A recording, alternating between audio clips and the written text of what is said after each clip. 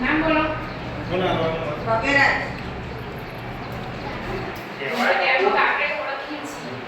વાળી ને વાળી નાખો નાખી દો મૂકી દે અંદર છે કંદલી. અંદર નાખવાનો બેટા.